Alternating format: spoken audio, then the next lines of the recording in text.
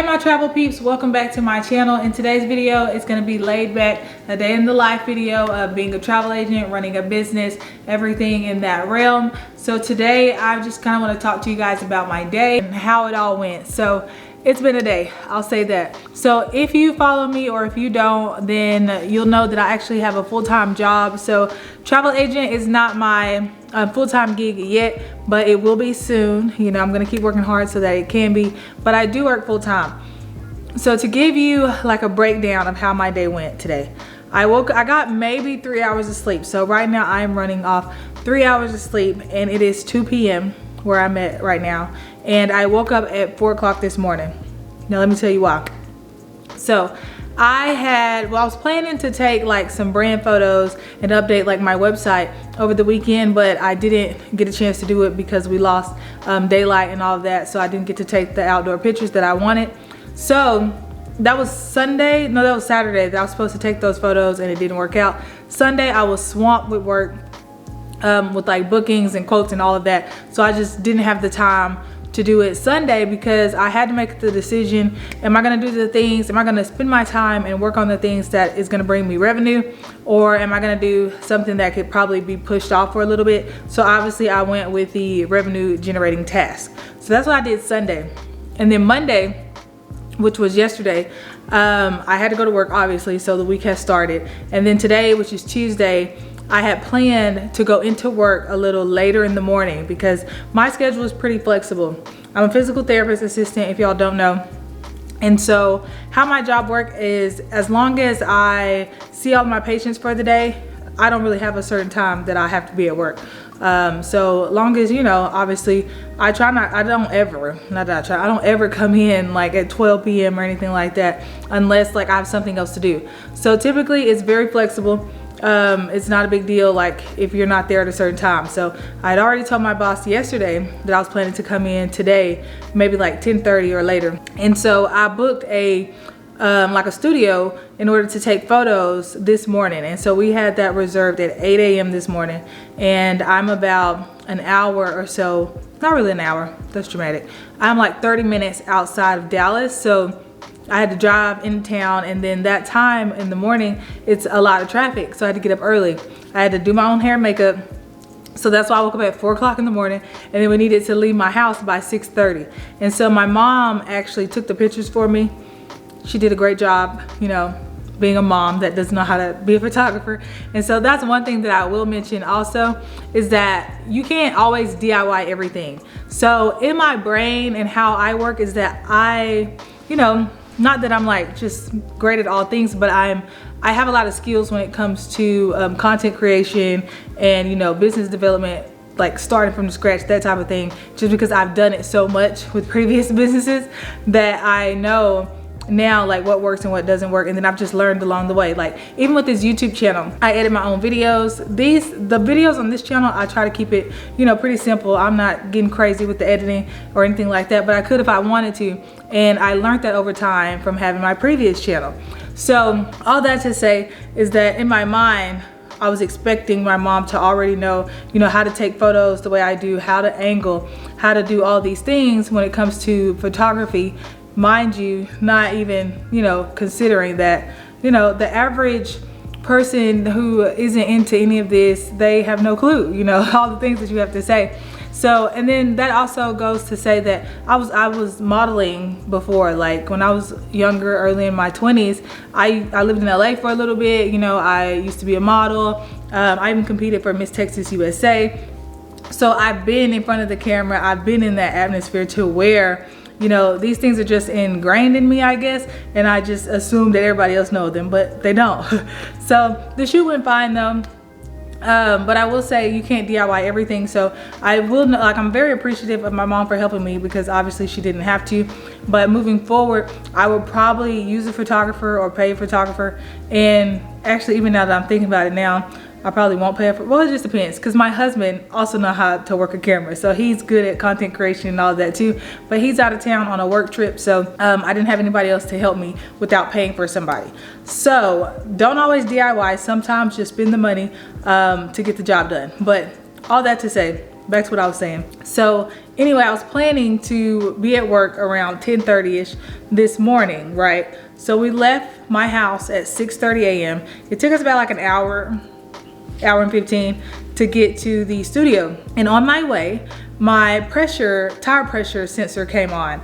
And so I'm thinking it actually came on yesterday or the day before yesterday, but it was cold outside. And I don't know anything about cars, so y'all can correct me if I'm wrong in the comments below.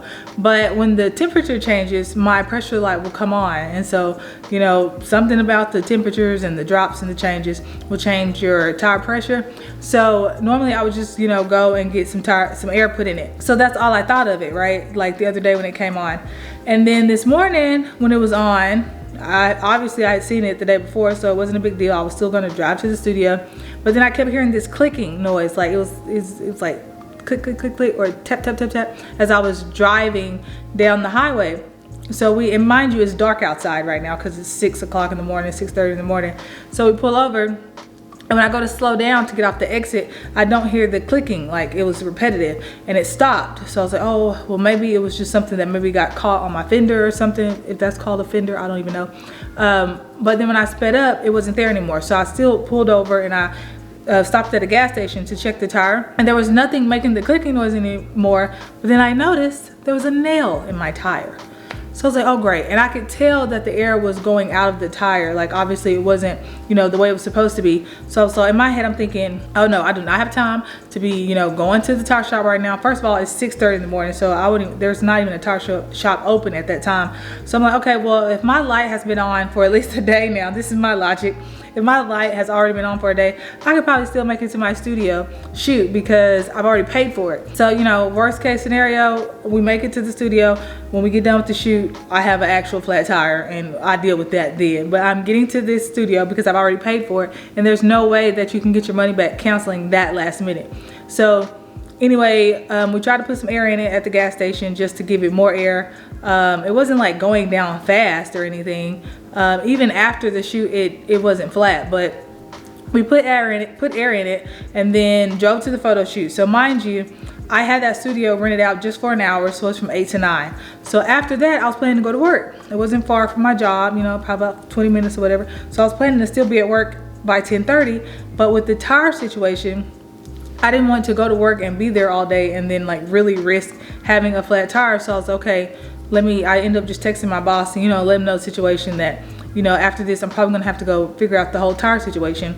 And I will be looking at more likely coming in at 12 p.m.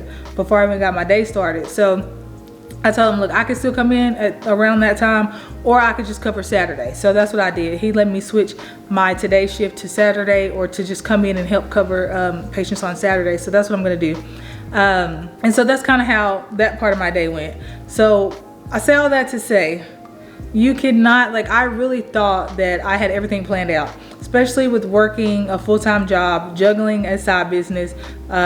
It's a lot. And so even when I felt like, you know, today I'm gonna be busy, but I got it all worked out, it did not go as planned at all. But the good news is I did get some photos. You know, some of them came out pretty decent. If I've edited them before I put this video up, I'll include some of the photos that we took there in the video. And then another thing that I'll say is that even though everything didn't go as planned, I'm not gonna waste this day. And that's how, like, I'm constantly moving in my business, because even though I didn't go to my full-time job today, I'm using, like, right now, I'm finna get up and I have things to do over at the computer for my travel agency, because Saturdays and Sundays are usually the days that I really go hard on, you know, moving my business forward. So today is gonna be a replacement day for Saturday. I'm gonna go over here and work. I have quotes that I have to do, that I need to send out. It's a lot to be done today. So that's just kind of how my day went. Kind of wanted to share that with y'all. If you want to know how I planned, like, my little branding shoot or whatever, in order to do it by myself, then I can give you guys some tips. Just let me know in the comments below. But today, one of the things that I do want to show you is Cognito forms and how I use them in my business. I know a lot of you have been asking me about the CRM that I use, and I actually use TraavelJoy, which you can create forms within TraavelJoy, but they're limited in my opinion. So I don't use my TraavelJoy forms whenever I'm working with large groups, and that's what I'm working with right now. I do use my forms. It's integrated into my actual website through Wix, and I use that for like individual bookings. So like if there's like just one group that's going or just 2 people, whatever that is, I'll use my TraavelJoy form. But when I have a group with multiple parties in it, I don't think TraavelJoy gives me enough options that I like to use for my large groups. So I'm going to show you guys that on the computer. Okay, so I'm not in my office right now. As you can see, I'm in my kitchen because I'm actually redoing my office, and there's like plastic painting, paper, taping everywhere in there, and there's no way that I can be in there right now. So this is my desk right now, my kitchen table, and this is where I've been hanging out this week because my husband's out of town too. So I've been kind of taking over the kitchen area for my home office. But let me show you my Cognito form. Oh, before we get started, who knows about the red velvet loaf at Starbucks? Like, is it just me that's late to the party? Because this thing is so good. I recently discovered it like a couple weeks ago, like 2 or 3 weeks ago, and it's delicious. Ask for the red velvet loaf. If you already knew about it, let me know in the comments. Okay, so let's get started here. Okay, I think we're recording. I don't actually need glasses. These are my blue light glasses. They work to me. It's supposed to like help with if you look at screens all day or for long periods of time. And when I have on lashes though, I have to kind of scoot them out.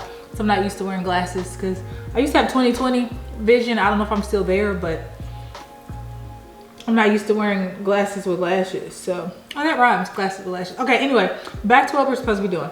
Let me show you my Cognito form. So, kind of like what I was saying earlier, is that I like to use Cognito forms because it gives me just like more options to use when it comes to bookings. And let me tell you why. I'm gonna give you an example of one of the clients that I'm working on with now. And this client it's a group, it's a family, but they don't want to book as a group. So what that means is they are not putting down a deposit and then holding a certain amount of, I can't do this, I'm sorry. The lashes hitting those lenses is driving me nuts. Okay, so they don't want to put down a deposit, which is typically like $500 for a group, to hold a certain amount of rooms and then keep those rooms at a certain rate so that it's not fluctuating. And then people can book, you know, it gives them a little more convenience to book when they're ready within a certain time frame. They didn't want to do that. So what they are doing is pretty much they're a group, but they're a non-contracted group. Different vendors call it different things, but what it means is that they get a group discount, but they're still booking individually.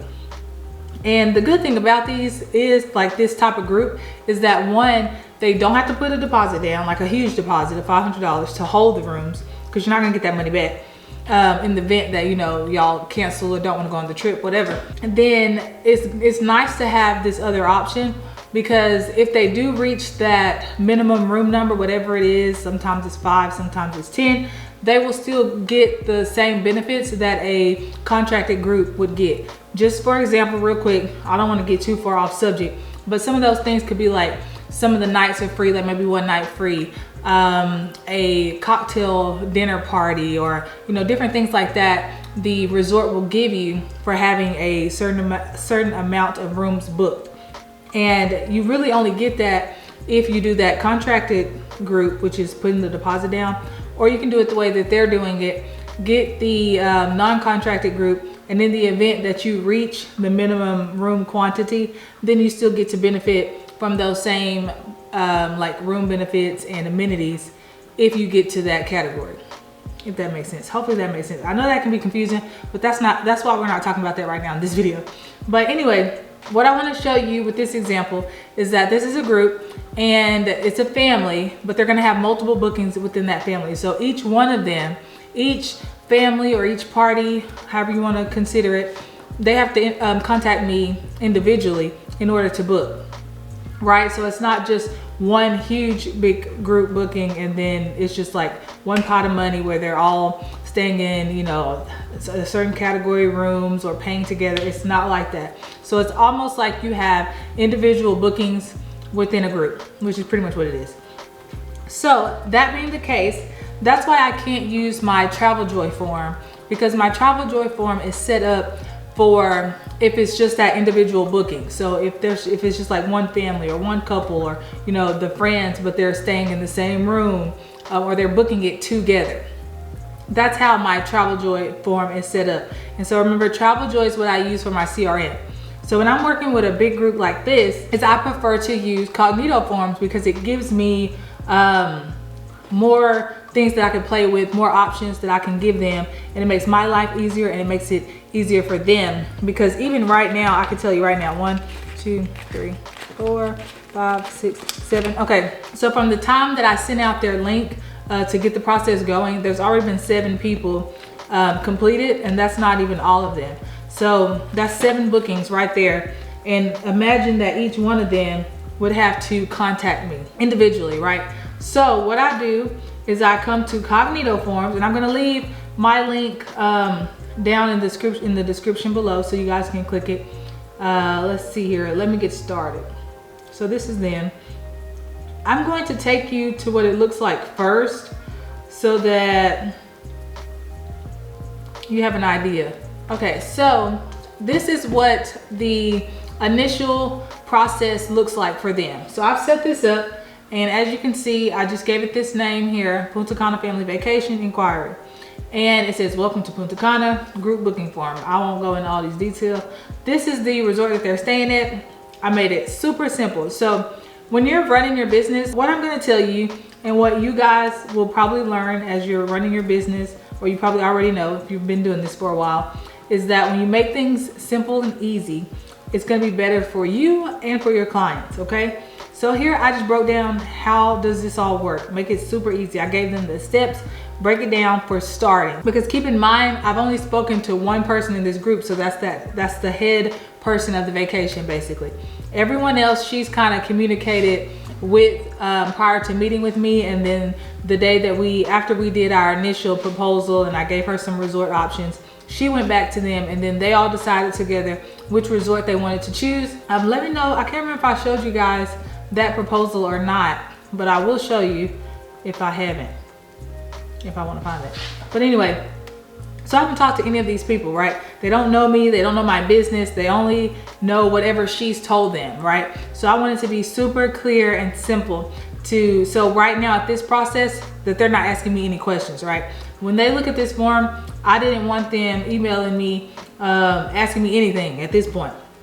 So, and you gotta think, you gotta put yourself in your client's shoes. If you were filling this out, if you were in their position, what questions would you have, right? You would probably wanna know, how long is it gonna take before they hear back on how much it costs, right? Or for instance, right here, I say step 4 is to submit the deposit payment. So if you're reading that and you know you have to fill out something, you're automatically thinking, well, wait a minute, what's my deposit? You know, you're kind of hesitant to fill it out. So in parentheses, I put price of your deposit will be listed in the pricing email, right? And right above that, it is telling them that they're going to check their email in order to receive their pricing, right? So they're gonna know, okay, when I get that email, I'll know how much I have to pay. So you wanna try to eliminate all questions at this point in the very beginning stage, right? I just need their information so that I can pull the room category. Y'all let me know if I'm rambling too much. But okay, so when it comes, this is brief, right? This is quick and simple. What's included, what's not included. And so here, incognito forms, this is all made in Cognito forms, right? So what I need in order to pull quotes for each room, I'm gonna need someone's name, I'm gonna need an email, I'm gonna need a phone number, and you always wanna get name, email, and phone number minimum so that you can include everybody who inquires into your CRM. So that even if they don't book now, in the future, you can still target them, send them emails, and get them to book at another time. So I always like to get some type of contact information. Something that's important when you're pulling quotes is how many adults, how many children, and then with the children, you typically always have to know the age, so that's included in there too. And this is just kind of what it looks like. So to give you an idea of what I said as far as it giving me more options, this is what I mean, because at every resort, there's multiple categories, right? And so since everybody is booking individually, I have to individually book their trips, right? So it's not like I have a certain amount of rooms on hold. So I need to know what kind of room they would like, right? So here, I've listed all the room categories, that the hotel offers. And then when they're looking at it, each group or party will select which rooms they want pricing on. So that makes it easier for me to where I'm not pulling pricing for every room that the resort offers. I don't have to go through that process because it's more work for me. So I do it this way so that they can say, okay, well, I want pricing for this room, that room, whatever. They can pick however many they want. They can pick them all if they really wanted to, but nobody really did that. And then remember, I haven't spoken to these people. The only person that I've walked through the resort with virtually and really explained each room category, showed her the resorts, the amenities, all the things that it offers, is my lead traveler, right? So because I know I haven't spoken with them, and I'm sure she showed them the proposal and walked them through it the best she can, I still included a link so that when they click here, they can look at the room categories. Let me share my tab or switch over the sharing tab. So it takes them directly to the accommodations website of the hotel, right? And that way they can see what each room kind of looks like, what it offers, all of that, okay? So let me go back to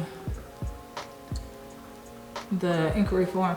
Okay, so they can click all the ones that they want there. That's what I love about Cognito forms, is that it really lets you personalize each form and really let you be able to select the things that you need in order to, you know, run your business. So also here I just included, so they could tell me if they wanted a king or a queen or 2 doubles, whatever. And then if they wanted pricing for travel insurance as well, included in their proposal, right? So this is just all the information I need initially in order to start quoting each one of them.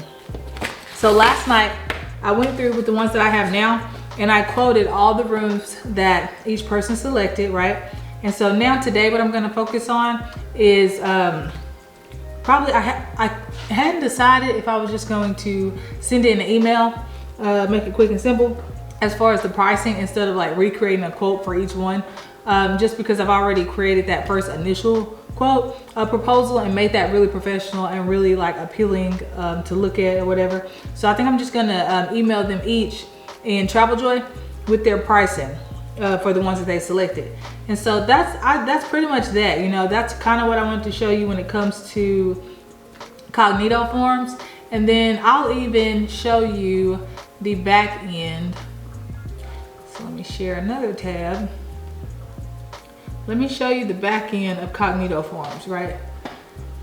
So, and you know, Cognito forms is free. You can actually use this for free. I do have the paid version just because when I'm sending my clients things, I want it to be very branded to me. Like it says Cognito forms, but it tells them that it's my business, you know, in the web address. And then it's not gonna have like those ads or the Cognito logo. All of that won't be on their form whenever they click on it. That, because you know, you can use the free version starting out, you know, use the free version, but just building like trust with your clients, especially people that you haven't worked with before. The more that they can see that this is a professional and real business, the easier it's gonna be for you to close them, okay? So let me show you just the back end really quickly.